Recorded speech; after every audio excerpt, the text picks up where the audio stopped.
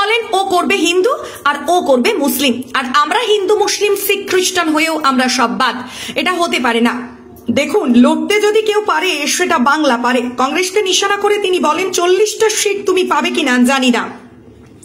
আজ তোমার এত অহংকার, আমরা দুটো দিতে চেয়েছিলাম, 42টাই নিয়ে নাও, রিজেক্টেড। তারপর থেকে আমার সঙ্গে আর কোনো কথা হয়নি।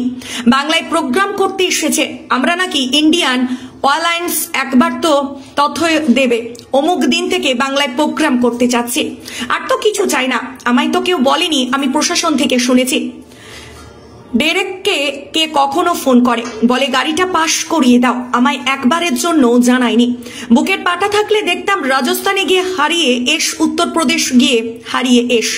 মণিপুরে যখন অশান্তি তখন কোথায় ছিলে?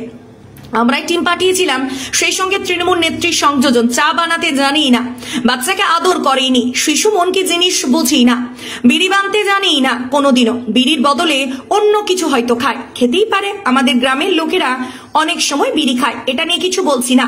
বাবা বসন্তের কোকিলরা চলে এসেছে। তবে বক্তব্যে তিনি সরাসরি কংগ্রেস নেতা রাহুল গান্ধীর নাম উল্লেখ করেননি। তবে রাজনৈতিক পর্যবেক্ষকদের মতে ভারত জোড়ো ন্যায় যাত্রায় বাংলায় এসেছিলেন রাহুল গান্ধী। মুর্শিদাবাদে গিয়ে তিনি বিড়ি শ্রমিকদের সাথে বসেছিলেন। তবে কি এবার মমতা বন্দ্যোপাধ্যায়ের নিশানায় এবার রাহুল গান্ধী?